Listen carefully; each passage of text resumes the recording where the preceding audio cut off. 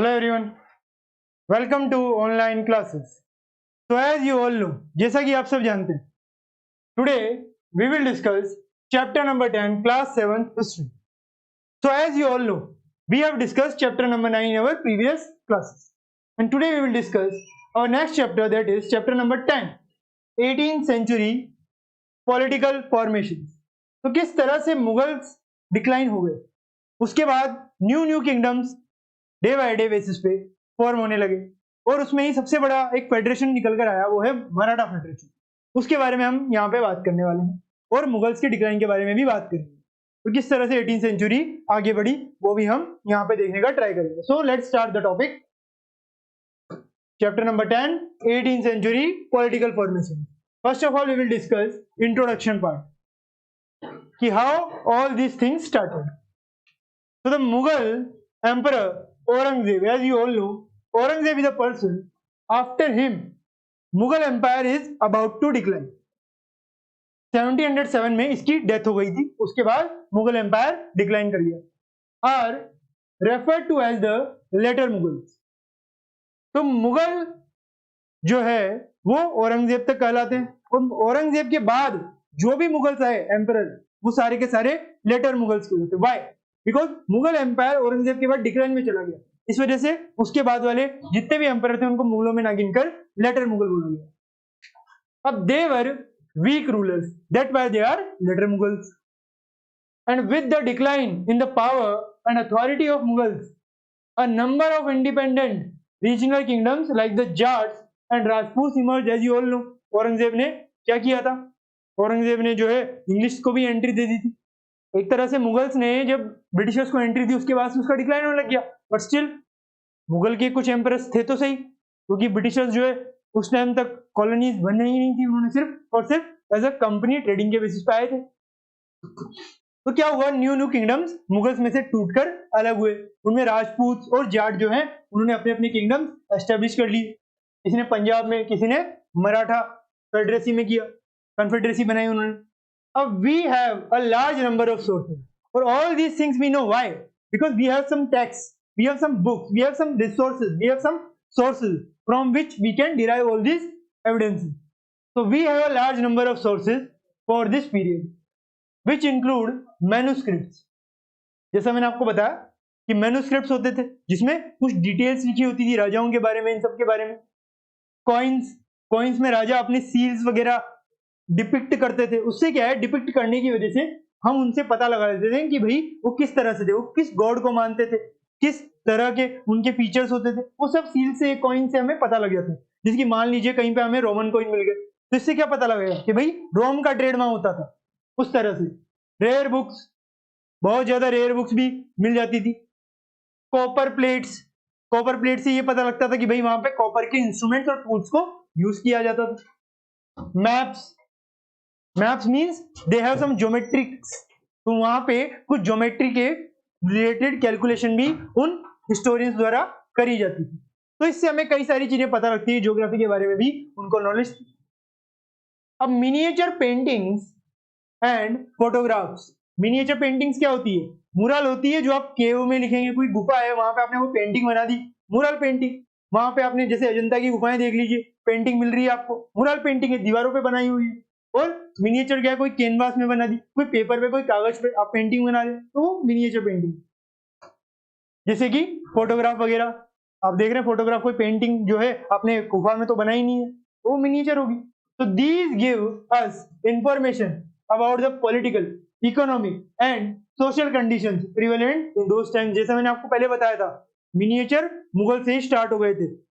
उसके बाद गुफाओं में पेंटिंग बनाना खत्म हो गया, उसके बाद इन्होंने कागज वगैरह इन सब में पेंटिंग, कैनवास वगैरह बनाना शुरू किया था. तो हम देखें तो धीरे धीरे मुगल्स के डिक्लाइन के बाद और ज्यादा डेवलपमेंट हो रहे थे. अलग अलग तरीके के पेंटिंग्स, अलग अलग तरीके की कंडीशंस, पॉलिटिकल ऑर्गेनाइजेशन बन रही थी. तो the central and the state governments are custodians of these records.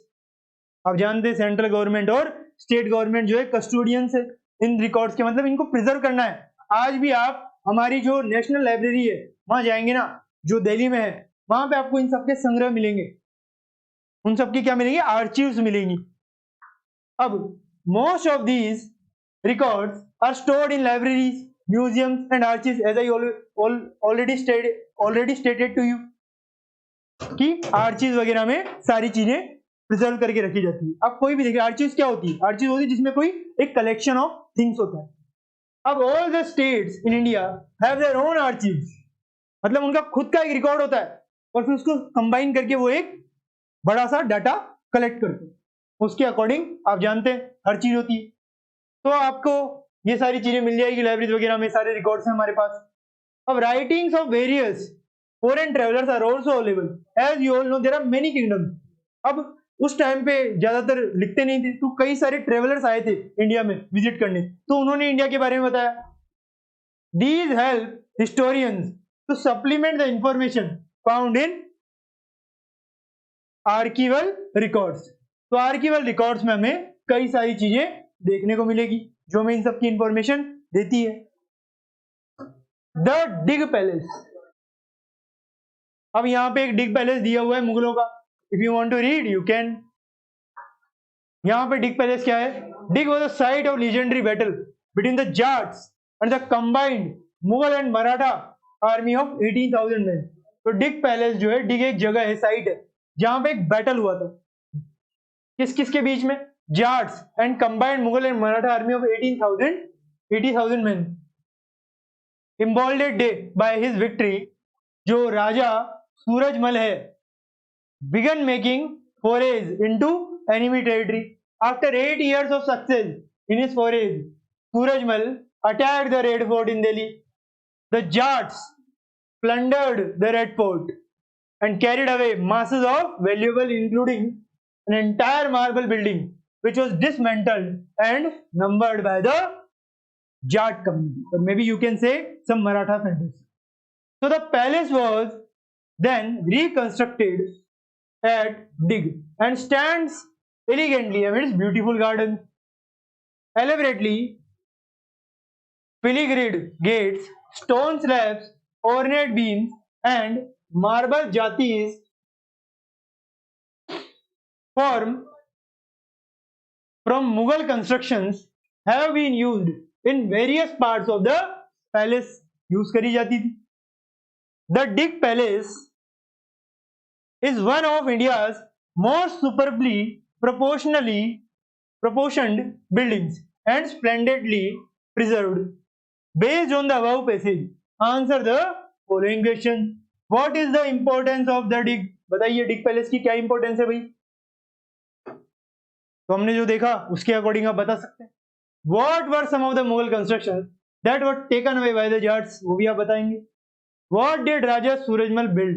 ये भी आप बता सकते हैं किस तरह से सूरजमल ने क्या बिल्ड किया था। गार्डन वगैरह मैंने आपको बताया था, वो यहाँ पे आएगा। तो ये तो बात हो गई इंट्रोडक्शन की, ये तो हमने सिर्फ इंट्रोडक्शन देख लिया। अब हम देखेंगे हमारा फर्स्ट टॉपिक, वो है the crisis of the empire and the later Mughal. तो किस तरह से जो मुगल्स हैं उनका डिक्लाइन हुआ और एक क्राइसिस खड़ा हो गया, वो हम यहाँ पे देखेंगे। In previous chapters you saw how the Mughal empire reached the heights of its success and started facing a variety of crises towards the closing years of the 17th century. तो जब 17th century क्लोज हो रही थी तब मुगल खत्म हो रहे थे, जैसा कि मैंने बताया 707 1707 में औरंगजेब की डेथ हो गई, मुगल एम्पायर डिक्लाइन में चला गया। There were caused by number of factors, कई सारे फैक्टर्स थे जिनकी वजह से मुगल एम्पायर नहीं टिक पाए। तो what are those factors which are needed for the crisis of the empire? So Emperor Aurangzeb had depleted military and financial resources of his empire by fighting a long war in Deccan. अब क्या है, डेक्कन में कुछ ज्यादा ही war लड़ गया। कौन? औरंगजेब। तो इस वजह से उसके सारे रिसोर्सेज खत्म हो गए और डेक्कन में उसकी डेथ भी हो गई 1707 में 1707 में। अब अंडर हिज सक्सेसर्स, उसके कई सारे सक्सेसर्स आए। The efficiency of the imperial administration broke down, मगर वो एम्पायर को चला नहीं पाए और एम्पायर अब टूटने लग गया। It became increasingly difficult for the later Mughal emperors to keep a check on their powerful mansabdar. जो उनके मनसबदार है, जो रैंक के, जो अकबर ने शुरू किया था, वो सारे के सारे अब बाकी सारे नहीं संभाल पाए औरंगजेब के बाद। और जो नोबल्स थे अपॉइंटेड एज गवर्नर, जो सूबेदार थे, often controlled the offices of revenue and military administration, दीवानी और फौजदारी एज वेल। तो हर जगह नोबल्स जो है उनका कंट्रोल होता था। तो जो भी औरंगजेब का बाद एम्परर है उनका ज्यादा रोल नहीं दिख रहा था। तो this gave them extraordinary powers मिल गई नोबल्स को, extraordinary political, economic and military powers इससे मिल गई उनको over vast regions of Mughal empire. As the governors consolidated their control over the provinces, the periodic remission of revenue to the capital declined. बहुत ज्यादा decline कर गया इस वजह से रेवेन्यू जो भी था कैपिटल का। अब peasant and zamindari rebellions in many parts of northern and western India added to these problems. क्या किया, इन प्रॉब्लम्स पे ऐड कर दिया। जितने भी पीजेंट और जमींदार है वो रिबेलियंस जो है बन गए, इनके खिलाफ, मुगल एम्परर्स के खिलाफ। वो भी एक कारण था जिससे मुगल जो है वो धीरे धीरे डिक्लाइन हो रहे थे। These revolts were sometimes caused by the pressure of mounting taxes. कई बार टैक्स बढ़ा दिए जाते थे तो जमींदार और जहां तक कि पीजेंट्स है सबसे ज्यादा मुसीबत में आ जाते थे। At other times they were attempts by powerful Tibetan to consolidate their own position. वो चाहते थे कि भाई उनकी पोजीशन स्ट्रांग हो so that they can govern the Mughal emperor और मुगल एम्पायर। अब Mughal authority had been challenged by rebellions groups in the past as well. Past में भी था, मगर पहले जो किंग थे उन्होंने उसे दबा दिया था। But these groups were now able to seize the economic resources of the region to consolidate their position. पहले तो इतना ज्यादा पावरफुल नहीं हो पाए क्योंकि पहले उनको सप्रेस कर दिया जाता था, but now they are more powerful, they have many resources under their control. So the Mughal emperor after Aurangzeb were unable to arrest the gradual shifting of political and economic authority into the hands of provincial governors. क्या हो रहे थे, सारे provinces को अपने under लेके अपने आप को राजा डिक्लेयर कर रहे थे। तो लोकल चिपेटियंस और अदर ग्रुप्स जो है वो डे बाय डे स्ट्रॉन्ग होते जा रहे थे और एम्परर कमजोर हो रहे थे। तो ये आप देख सकते हैं हर जगह मुगल के बाद ये सब होता जा रहा था। अब rich harvest and empty coffers, ये भी हम देखते हैं rich harvest and empty coffers के बारे में। चलिए देखने का ट्राई करते हैं। ये आप देख रहे हैं पोर्ट्रेट है नादिर शाह की, अभी हम आगे देखेंगे। अब the following is a contemporary writer's account of the financial bankruptcy of the empire. तो देखिए फाइनेंशियल बैंकरप्सी हो गई थी, क्यों? क्योंकि सारा का सारा पैसा औरंगजेब ने डेक्कन को जीतने में लगा दिया, जीतने के बावजूद मर गया। और उसके बाद क्या हुआ, बैंकरप्सी में चला गया पूरा मुगल एम्पायर। तो the great lords are helpless and improvident, their peasants raise 2 crops a year. सिर्फ 2 फसलें उगाते थे एक पूरे साल में, तो कैसे जिएगा पूरा empire. But their lords see nothing of their and their agents on the spot are virtual prisoners in the peasants' hands, like a peasant kept in his creditor's house until he can pay his debt. अब prisoner को पकड़ लिया जाता था कि भाई आपको कर्जा चुकाना है। बोला प्रिजनर भाई मेरे पास तो कुछ भी नहीं है, तो बोला ठीक है आप जेल में आओ जब तक नहीं चुकाओगे। So complete is the collapse of all orders and administration that though the peasant repays a harvest of gold, his lord does not see so much as his straw. तो देखा जाए तो उसके पास कुछ नहीं था, बट फिर भी थोड़ा बहुत अगर दे भी देता था तो उसे एक्सेप्ट नहीं करते थे, और की इच्छा होती थी उन्हें। How they can the lord keep the armed forces be should he should, कि भाई किस तरह से आर्म्ड फोर्सेस का रखरखाव करना भी मुश्किल था एम्परर के लिए। How can he pay the soldiers who should go before him when he goes out, और the horseman who should ride behind him, किस तरह से अपनी सेना को, अपने स्टाफ को कहां से सैलरी पे करे। He had nothing right now. तो इस तरह से मुगल एम्परर्स को प्रॉब्लम्स फेस करनी पड़ी। अब in the midst of the economic and political crisis जो चल रहा था मुगल एम्पायर में औरंगजेब के बाद, द रूलर ऑफ ईरान जो नादिर शाह है sacked and plundered the city of Delhi in 1739 में सिटी ऑफ दिल्ली पर अटैक कर दिया नादिर शाह ने और सब कुछ तबाह कर दिया।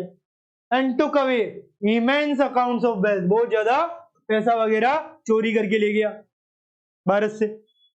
अब दिस इन्वेजन नादिर शाह की थी was followed by a series of plundering raids by the Afghan ruler Ahmad Shah Abdali ने भी, बहुत ज्यादा अफगान रूलर जो था अहमद शाह अब्दाली, जहां से बहुत सारी चीज लूट कर ले गया।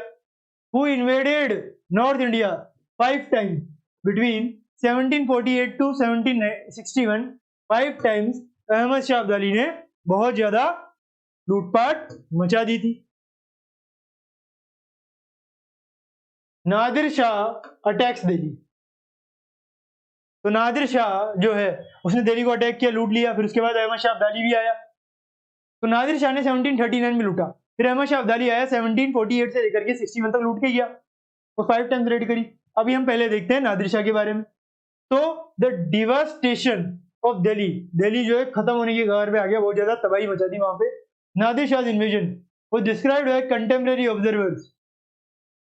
One described the wealth looted from the Mughal treasury as follows.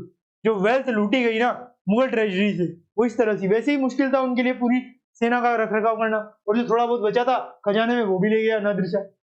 60 lakh of rupees and some 1000 gold coins, nearly 1 crore worth of gold ware, nearly 50 crore worth of jewellery, most of them unrivalled in the world, मिलती नहीं थी ऐसी बहुत ही rare jewellery. And the above included the peacock throne, जो थी शहंशाह, जो हमारे इसकी शाहजहां की जो पीकॉक थ्रोन है उसको भी लूट कर ले गया। अब another account described the invasion impact upon Delhi, Delhi में जो इम्पैक्ट हुआ उसको भी डिस्क्राइब करते हैं। जो दूसरे observer who had been masters were now in dire states, जो मास्टर थे वो भूखे मर रहे हैं एंड स्टेट्स में भटके हैं।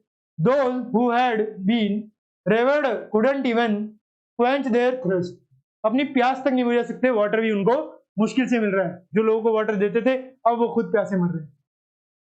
The recluses were pulled out of their corners, जितने भी थे उनको कॉर्नर से बाहर निकाला गया और वो कॉर्नर में चले गए। Nobody has ever help them. So the wealthy were turned into beggars, जिनके पास पैसा था, जो नोबल वगैरह आराम की जिंदगी जी रहे थे, वो सारे के सारे भिखारी बन गए, बेगर्स बन गए। क्यों? सब कुछ ले गया Nadir Shah. Those who once set the style in clothes now went naked. That means जो पहले जिनके पास इतने कपड़े थे कि वो स्टाइल करते थे हर दिन मुगल वाले, वो सारे के सारे अब कपड़े तक नहीं है उनके पास पहनने के लिए। And those who own property were now homeless, जिनके पास प्रॉपर्टी थी ना, थोड़ी बहुत जमीन जायदाद थी, सब की सब नादिर शाह ने तोड़ फोड़ करके लूट पाट के ले गया जो भी था, तो अब होमलेस हो चुके, कोई घर बनाने के लिए पैसा भी नहीं है। तो द न्यू सिटी जो शाहजहानाबाद बनाई थी शाहजहां ने, वो टर्न इनटू रबल, तो नादिर शाह ने जो दिल्ली में शाहजहां सिटी बनाई थी शाहजहानाबाद, उसे तबाह कर दिया। किसने? नादिर शाह ने। और then attacked the old quarters of Delhi, destroyed a whole world that exists there. तो दिल्ली में बहुत सारे ओल्ड सिटी वगैरह आप देखेंगे, ओल्ड दिल्ली, न्यू दिल्ली, तो वो सारी की सारी चीजें आप देखें तो ओल्ड दिल्ली भी नादिर शाह ने नष्ट कर दी थी बुरी तरह से। आजकल न्यू दिल्ली तो बाद में बनी है, ओल्ड दिल्ली जो है पहले की पुरानी दिल्ली हम कहते हैं उसको, तो वहां पे नादिर शाह ने बहुत ज्यादा डिस्ट्रॉयड कर दी आधी से ज्यादा प्रॉपर्टी। अब तो रिबिल्ड हो चुका है, पहले इतना नहीं था। तो ये सब नादिर शाह ने दिल्ली पर अटैक किया, उसके बारे में ऑब्जर्वर्स ने बहुत कुछ बताया। ये है 1779 पोर्ट्रेट ऑफ नादिर शाह। किसी ने बना दी होगी portrait, because he is a very very big looter, बहुत ज्यादा लूटता था, लूटपाट मचाता था। He looted India many times, but 5 times India को लूटा था। इसके बाद किसने? अहमद शाह अब्दाली, अफगान लूटर ने। अब already under pressure from all side, तो इस तरह से दिल्ली और जो मुगल है हर जगह मुक्की खा रहे थे, और उस समय आप जानते हैं ब्रिटिशर भी आ चुके थे, अंग्रेज थे ही सही, यूरोपियंस थे। तो the empire was further weakened by the competition amongst different groups of nobles, nobles के साथ भी कंपटीशन हो रहा था, बहुत ज्यादा दिक्कत थी। They were divided into two major groups और फ्रैक्शंस। कौन कौन से? The Iranian and Turanis. एक तो थे ईरानीज और एक थे तुरानीज। इन दोनों में बट गया था पूरा पूरा मुगल एम्पायर। आप जानते मुगल एम्पायर कहां से आया था? टर्की से। दिल्ली सल्तनत आप जाने के आधे से टर्क थे। For a long time the later Mughal emperors were puppets in the hands of either one or the other of these two powerful groups. तो आप जैसा कि जानते हैं कि फॉर अ लॉन्ग टाइम जो लेटर मुगल्स हैं वो पपेट्स थे। किनके? जो पावरफुल ग्रुप्स हैं उनके। The worst possible humiliation came when the Mohammad Mughal emperor Farrukh Siyar जो है एंड आलमगीर टू जो है वर असासिनेटेड। और सबसे ज्यादा बड़ा शौक कब लगा मुगल एम्पायर को? जब उनका जो रूलर है फारूक सियार और उसके बाद का आलमगीर टू, उन दोनों को असैसिनेट कर दिया गया था। Both assassinated and two other Ahmad Shah 1748 से 54 एंड शाह आलम टू 1759 से 1816 तक जो थे वर ब्लाइंडेड बाय देयर नोबल। जो उनके नोबल्स थे ना, जो उन्होंने नियुक्त किए थे, उन्होंने उन्हें ब्लाइंड कर दिया। देखिए एम्परर्स को कोई पसंद नहीं कर रहा था तो उन्हें ब्लाइंड वगैरह उनके खुद के नोबल्स ने कर दिया और उसको तो असैसिनेशन हो गया। इस तरह से देख रहे हैं कि मुगल एम्पायर इतने ज्यादा वीक हो चुके हैं कि उनके खुद के नोबल्स उनका असैसिनेशन कर दे रहे या फिर उन्हें ब्लाइंड कर दे रहे। अब ये फारूक सियार receiving a Nobel in court. आप देख रहे हैं एक नोबल को कोर्ट में रिसीव कर रहे हैं फारूक सियार मुगल एम्परर, और बाद में नोबल इनको असैसिनेट कर देगा। इस तरह की चीजें वहां पे आपको देखने को मिलेगी। तख्ता पलट होता रहता था। तो इस तरह से मुगल एम्पायर जो है पूरी तरह से डिक्लाइन कर गया और जो एम्परर्स थे धीरे धीरे टूटते गए। और जैसे ही सारे एम्परर मर गए, मुगल एम्परर जितना भी था ब्रिटिश आ जाएंगे लेने और थोड़े मराठा लेने की बात करेंगे। अब एमरजेंस ऑफ न्यू स्टेट्स, तो क्या हो गया? नए नए न्यू स्टेट्स बनने लग गए। जैसे डिक्लाइन होता है फारूक सियार, शाह आलम टू, आलमगीर सब मर गए तो कौन बचेगा? अब नए नए स्टेट्स आएंगे, बोलेंगे अब तो कोई मुगल एम्परर है ही नहीं, तो वी आर नाउ इंडिपेंडेंट। तो through the 18th century the Mughal empire gradually fragmented, मतलब टूट गया। अब ना फ्रेगमेंटेड क्या होता है? ये कोई खेत है, इसे फ्रेगमेंट करेंगे तो कितने में कर सकते हैं? एक, दो, ये आप जितने चाहे पार्ट इसके कर सकते हैं, तो इसे फ्रेगमेंटेशन ऑफ अ लैंड बोल सकते हैं। तो इस तरह से फ्रेगमेंट हो गया, टूट गया बहुत सारी जगहों पे। Fragmented into a number of independent regional states में बढ़ गया। The states can be divided into 3 overlapping groups. तो कई सारे स्टेट्स में ये बढ़ गया और वो स्टेट्स जो है वो भी अलग अलग ग्रुप्स में बटे हुए थे।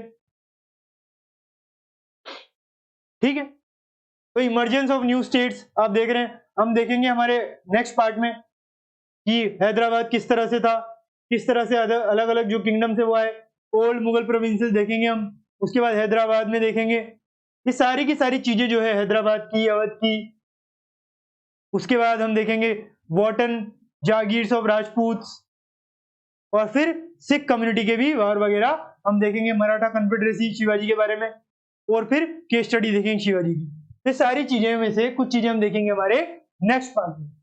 ठीक है, तो अभी सिर्फ हमें ये चीज देखनी है कि जो कई सारे स्टेट्स में जो नए नए स्टेट्स है वो बन रहे थे मुगलों के डिक्लाइन के बाद, क्योंकि फारूक या आलमगीर इन सबकी डेथ हो गई थी। तो स्टेट्स जो है वो तो इंडिपेंडेंट हो गए, उनको भी डिवाइड किया गया कई सारे ग्रुप्स में। जैसे कि states that were old Mughal provinces like Awadh, Bengal and Hyderabad क्या है? ओल्ड मुगल प्रोविंसेस है। और उसके बाद कुछ न्यू मुगल प्रोविंसेस है, सिख, मराठा उसके बाद है। तो ये एक कंटेम्परेरी चलेंगे लोग। इन सबको हम देखेंगे कंटेम्परेरी तरीके से हमारे नेक्स्ट पार्ट में। तब तक के लिए thank you very much, have a nice day.